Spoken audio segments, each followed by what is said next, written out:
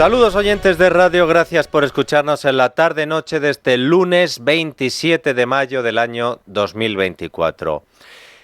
Empezamos la semana como la terminamos, hablando de las novedades del caso Begoña Gómez, del caso Coldo, del caso Baleares, del caso Hermanísimo, del caso del ocaso. Bueno, vamos a empezar por lo del juez Peinado. Atención a esto. El juez que investiga a la mujer del presidente por presunto tráfico de influencias y corrupción en el sector privado ha decidido hoy levantar el secreto de sumario de esta causa. ¿Por qué? Pues por la filtración de un informe de la UCO, de la Guardia Civil, al diario El País, hace una semana. En un auto el juez dice que, habiendo variado las circunstancias que aconsejaron declarar estas actuaciones secretas, toda vez que ha sido publicado en la prensa un informe aportado por la UCO en la causa sobre el que era necesario mantener el secreto, procede dejar sin efecto dicha medida. Miguel Ángel Pérez, buenas tardes. Buenas tardes, Inter. Y es el momento en el que nosotros recurrimos a nuestro experto en tribunales para hacerle algunas preguntas. Por ejemplo, primera, del levantamiento del secreto, Miguel Ángel, ¿se van a derivar nuevas noticias o tú crees que ya se sabe todo a la espera de los resultados que den las nuevas diligencias que ha comenzado el juez? Bueno, se sabrá más información, Dieter, porque obviamente una vez se tenga acceso a todas las actuaciones, pues se van a poder ver, ¿no?, las diligencias que haya solicitado, pues concretamente el juez, con lo cual sí que vamos a disponer de más información, aunque también es verdad que el juez en el auto al que te referías, en el cual levanta el secreto de sumario, ¿no?, deja claro, digamos, que el motivo único por el cual estaba el secreto era porque se tenía que hacer ese informe de la UCO y que una vez se ha filtrado ese informe de la UCO, pues que ya que no tenía mucho sentido. Es verdad que en los últimos días pues se especulaba mucho, ¿no?, con el secreto de sumario, porque decían que obviamente cuando un juez decreta el secreto de sumario es porque puede estar realizando escuchas, intervenciones, localizando vehículos, etcétera, ¿no? Eso suele ser lo habitual. Parece que en este caso, según lo que dice el juez, digamos que se ceñía única y exclusivamente a ese informe de la UCO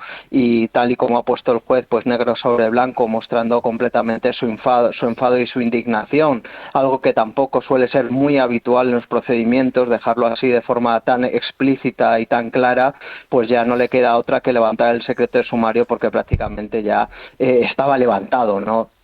Justo hoy, Miguel Ángel, tú publicabas en Libertad Digital que ha comenzado la cuenta atrás y que la Audiencia Provincial de Madrid puede decidir en los próximos días, concretamente esta semana, el futuro judicial de Begoña Gómez, porque los magistrados de la Audiencia Provincial solo tienen dos opciones: o permiten al juez Peinado seguir investigando o dan carpetazo al asunto y archivan el procedimiento, pero la decisión, Miguel Ángel, sería poco entendible que una audiencia provincial le cape la investigación a un juez que todos los días está haciendo diligencias. Hombre, desde luego, Dieter, una vez se ha abierto una investigación, lo normal es que se diera un tiempo al juez instructor para practicar diligencias, y si luego el juez concluye pues que no hay suficientes indicios para, digamos, procesar a nadie, pues se archiva la investigación y punto, y se acabó. Hemos hablado, ¿no?, en numerosas ocasiones que este procedimiento desde el principio ha tenido muchas anomalías, no ha sido un procedimiento muy normal. La Fiscalía pues presentó su recurso apenas 24 horas después de que se iniciaran las diligencias. Prácticamente no ha dado tiempo a comenzar la investigación porque, como desvelamos en Libertad Digital, obviamente ese informe de la UCO era preliminar y apenas analizaba la información que había aportado el sindicato Manos Limpias en su denuncia. También desvelamos que se había encargado por parte del juez informes a la IGAE sobre el rescate millonario del gobierno de Pedro Sánchez a Europa, así como de las adjudicaciones a Barrabés, el gurú de Begoña Gómez, y obviamente el sentido común diría que tendría que dejar al juez investigar, y si luego consideran pues que no hay indicios delictivos, etcétera, pues ya archivar. Desde luego sería extraño que de repente la Audiencia Provincial de Madrid diera carpetazo directamente cuando apenas ha pasado un mes del inicio de la investigación oficialmente, y que no dejen al juez hacer su trabajo. Obviamente es un tema muy delicado, muy sensible, afecta a la mujer del presidente del gobierno, hay cerca unas elecciones y veremos a ver qué es lo que hace la Audiencia Provincial de Madrid. Nosotros también contamos en Libertad Digital que, si bien la doctrina del Tribunal Supremo es que no se pueden aceptar normalmente denuncias o querellas contra aforados que se basan únicamente en noticias de medios de comunicación, también nos han precisado que esto es un juzgado de instrucción, es decir, no tiene la misma exigencia el Tribunal Supremo que un juzgado de instrucción, con lo cual el sentido común nos dice que lo que tendría que dejar a la Audiencia Provincial de Madrid es dejar investigar, y si luego pues se tiene que archivar, que se archive, pero si no hay nada que esconder, como dice Pedro Sánchez del Gobierno, pues que dejen al juez Peinado hacer su trabajo, y después puede concluir que no hay indicios suficientes y que se dé carpetazo a la causa. ¿Qué te hueles tú, Miguel Ángel, o todavía no hay ni siquiera indicios de olores? Bueno, yo creo que va a estar complicado. Yo creo que va a estar complicado porque es verdad que desde el primer momento, ¿no? Pues se ha utilizado mucho el argumento de que la denuncia estaba únicamente armada con noticias, ¿no?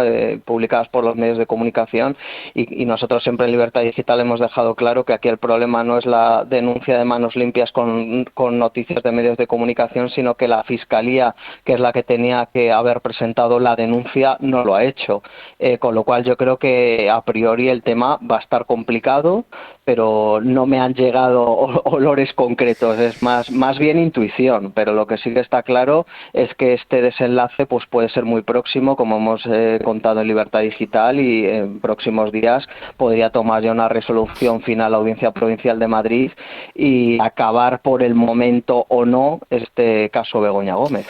Bueno, veremos a ver qué es lo que sucede. De momento, el juez, si le dejan, va a interrogar el 7 de junio al empresario Juan Carlos Barrabés, al que le creó un máster a Begoña Gómez, y luego el gobierno de Sánchez le dio unos concursos millonarios. El día 6 hay que interrogar a varios altos cargos de la empresa pública Redes, pero hablo en condicional porque el abogado de Begoña Gómez, el secretario de Estado en tiempos de Rubalcaba, cuando lo del Faisán, Antonio Camacho, ha dicho que él no puede estar ahí ese día. ¿Qué va a pasar, Miguel Ángel?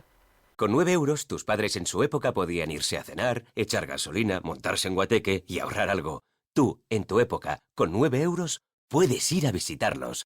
Viaja en alta velocidad a cualquiera de nuestros destinos desde solo 9 euros. Consulta condiciones y compra tu billete en wigo.com. Wigo, let's go. Bueno, pues habría que ver si la cita que tenía pues el abogado era previa a esa fecha, y si es así, pues posiblemente pudieran cambiar la fecha, ¿no? Porque se suele respetar que si alguno de los abogados de las partes pues tenía ya una citación previa, pues que se respete la citación previa. Es decir, yo no descartaría que se pudiera cambiar la fecha. Lo que está claro, Dieter, es que si la Audiencia Provincial de Madrid sigue dejando investigar al juez Peinado y se producen esas citaciones, esas declaraciones de los testigos el 6 o 7 de junio, por los pasos y un poco también por la, digamos, actitud que está mostrando el juez a través de sus autos y lo que dice, yo creo que el juez tiene muy decidido lo que quiere hacer, y yo creo que todo pasa por la citación en calidad de investigada de Begoña Gómez. Veremos al final si la Audiencia Provincial de Madrid le deja trabajar o no. Claro, porque se podría dar la circunstancia, y es lo último que te pregunto, Miguel Ángel, que el juez cite como investigada a Begoña Gómez y que la decisión de la Audiencia Provincial fuera posterior y le dijera que tiene que archivar la causa. A mí, según la información que me llegaba, es que esta misma semana... Que se van a dar prisa, ¿no? Efectivamente, que la intención, ya sabes que una cosa es la agenda y luego puede haber imprevistos o cambios de opinión pues en función de las circunstancias, pero en principio la agenda es que esta semana se tendría que tomar una decisión, y eso pues evitaría precisamente pues esas declaraciones de los testigos y esa posible futura declaración de Begoña Gómez. O sea que yo creo que también en ese aspecto la Audiencia Provincial de Madrid, digamos que querría tomar una decisión rápido. Ha pasado pues un mes y poco desde que la Fiscalía presentó el recurso, y yo en principio pues esos son los planes que se tienen a día de hoy, pero bueno, esto siempre, como se dice, no es una foto fija y podría cambiar el calendario, pero desde luego lo que todo tiene pinta y lo que apunta es que esta semana la Audiencia Provincial de Madrid tomaría una decisión antes de esas declaraciones.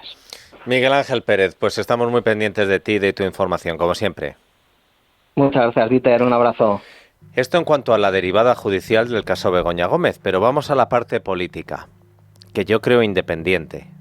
El presidente del gobierno sigue sin dar explicaciones sobre su mujer, sin responder a preguntas muy sencillas, que no tienen nada que ver con, oiga, ¿hay caso o no hay caso? Bien, dejemos eso a la Audiencia Provincial de Madrid. ¿Pero usted sabía que su mujer mandaba cartas a su gobierno para recomendar empresas? Simplemente diga sí o no. Hoy ha estado Feijóo en Onda Cero y ha vuelto a hablar de este asunto. Llevo pidiéndole información y explicaciones al señor Sánchez y las ha negado siempre. Simplemente hacer las cuestiones que creo que en la calle nos estamos preguntando todos. ¿Su esposa está siendo investigada en un juzgado? ¿Su esposa ha señalado abogado que comparece en ese juzgado en representación de ella?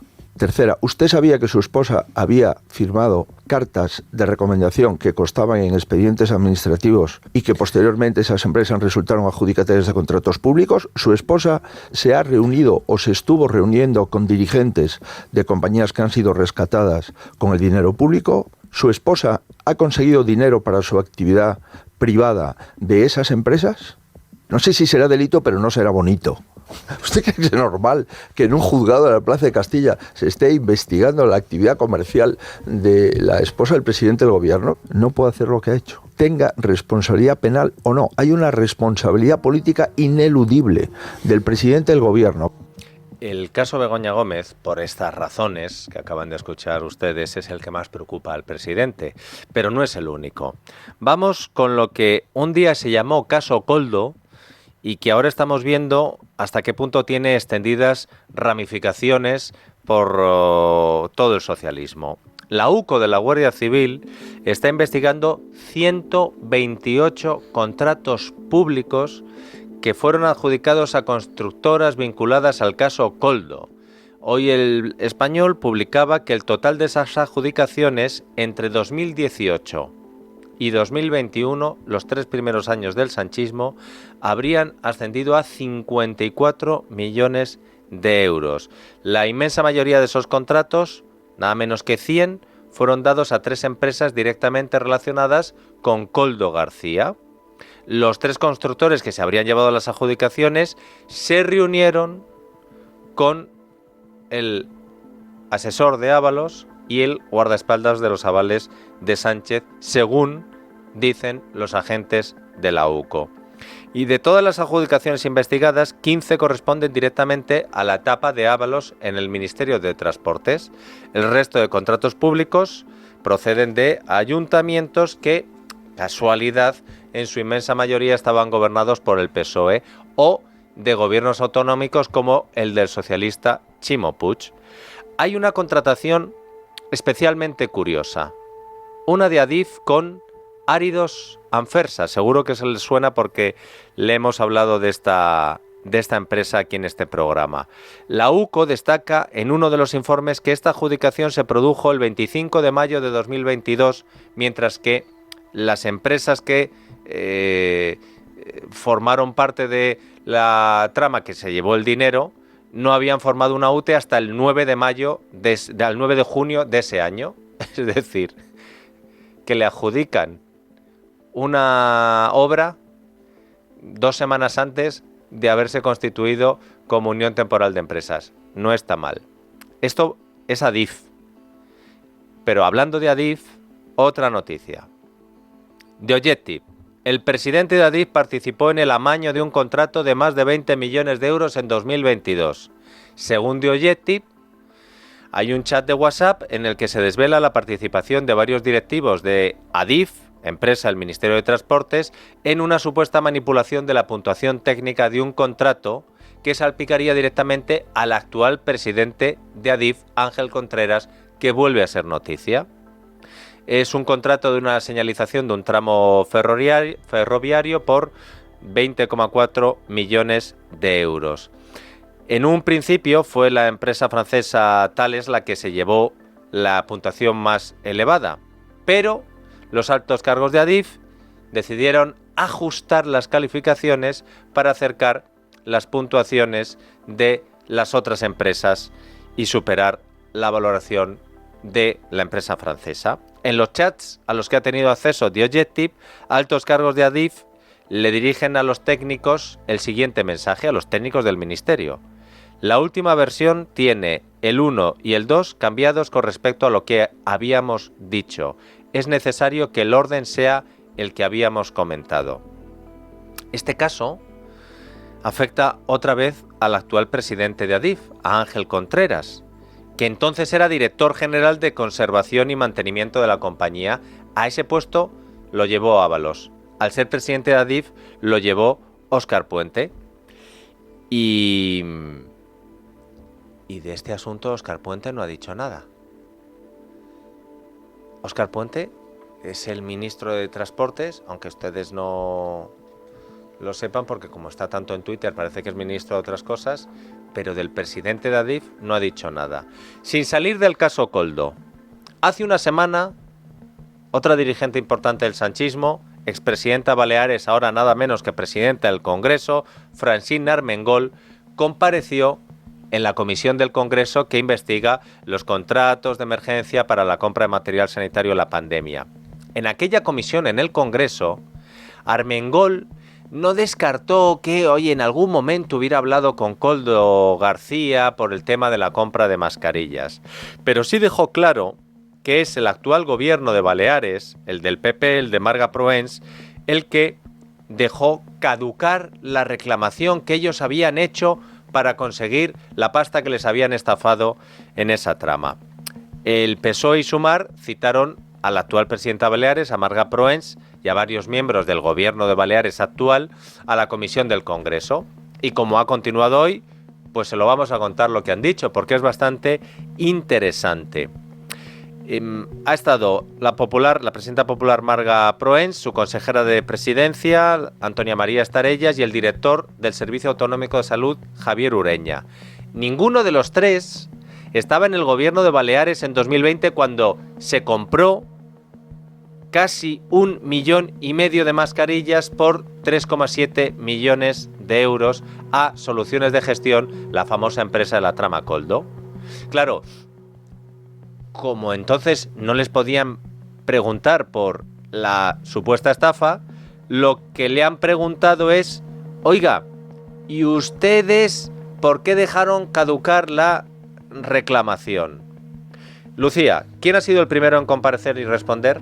Ha sido Javier Ureña, actual director general del Servicio de Salud de Baleares, y ha reiterado que el ejecutivo de Armengol no le informó de la reclamación iniciada a la empresa de la trama Koldo, Soluciones de Gestión, por la compra de mascarillas de menor calidad, y ha negado que el nuevo ejecutivo de Marga Proens lo dejara caducar. En estos términos se ha referido Ureña durante su comparecencia. Miren, yo tengo una fe absoluta en el Estado de Derecho, pero absoluta. Creo que estamos en las mejores manos posibles, en la UCO, en manos de la Audiencia Nacional y en manos de la Fiscalía Europea. Yo estoy convencido de que se va a aclarar absolutamente todo lo referente a este expediente.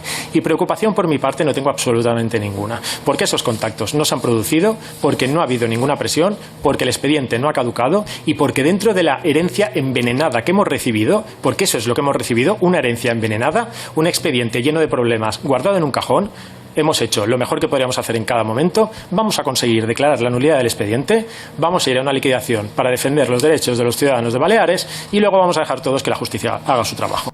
Por lo tanto, el actual director general del Servicio de Salud de Baleares ha dicho que ningún alto cargo del actual gobierno balear del Partido Popular, ni él mismo, tuvo contacto con ningún miembro de Soluciones de Gestión y ha defendido la anulación del contrato con esta empresa que ya está acabando el gobierno de Proens.